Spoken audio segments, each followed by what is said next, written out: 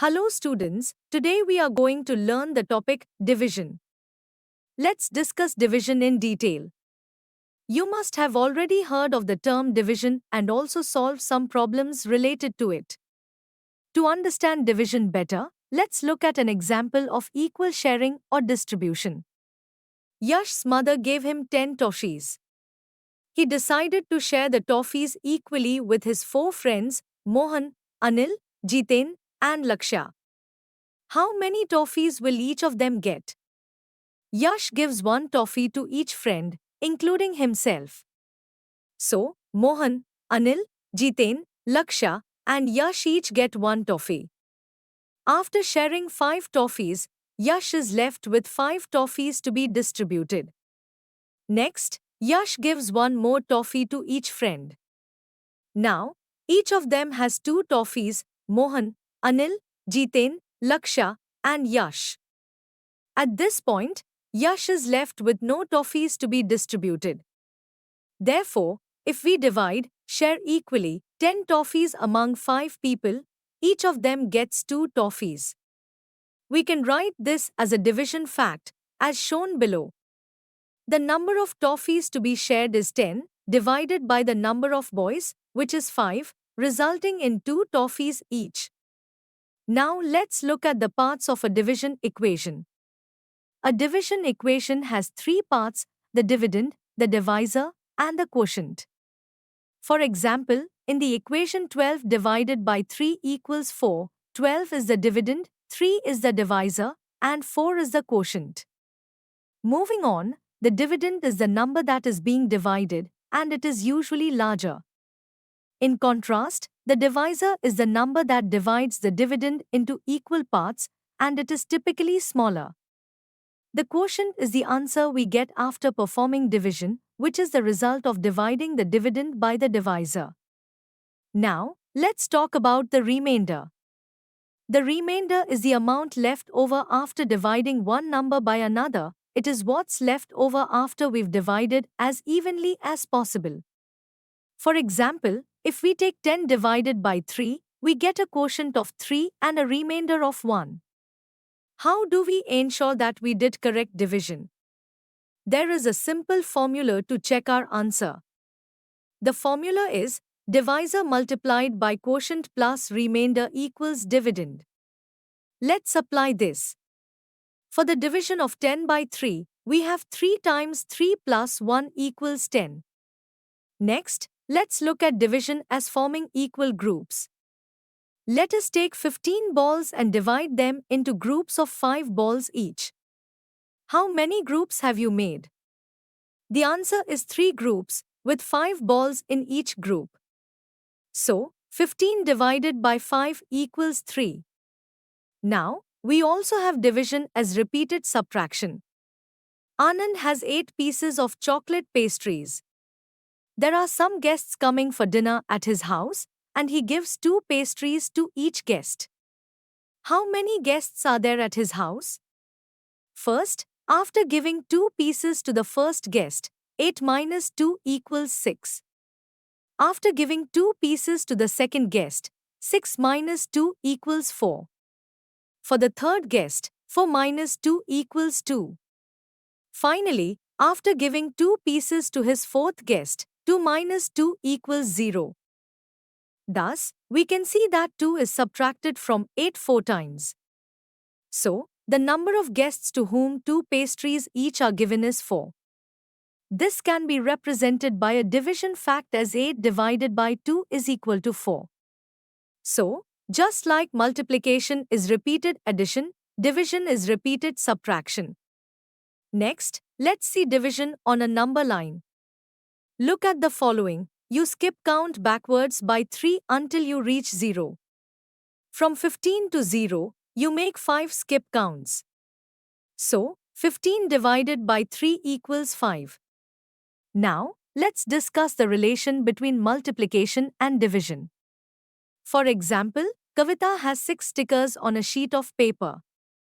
She has arranged them in rows. You multiply to find the total number of stickers on the sheet and divide to find the number of stickers in each row. For example, If there are 2 rows, then 6 divided by 2 is equal to 3. Multiplication is like forward jumps on the number line. For example, 4 times 5 equals 20. You make 4 forward jumps of 5 to get from 0 to 20. In contrast, division is like backward jumps.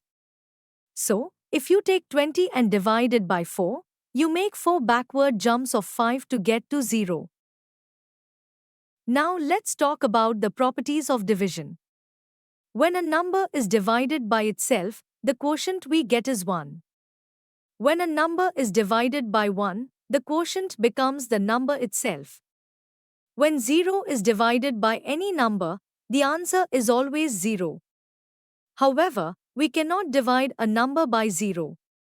Next, you can use multiplication tables to divide. For instance, to divide 42 by 6, you think that 42 divided by 6 equals 7 or 6 sevens are 42.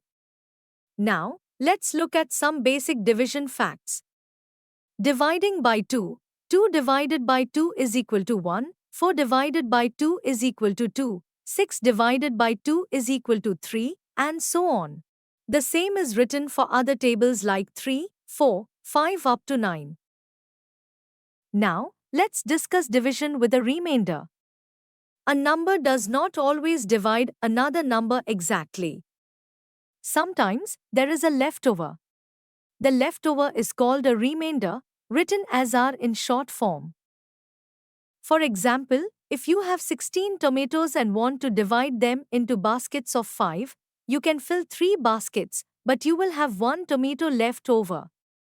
So, the quotient is 3, and the remainder is 1.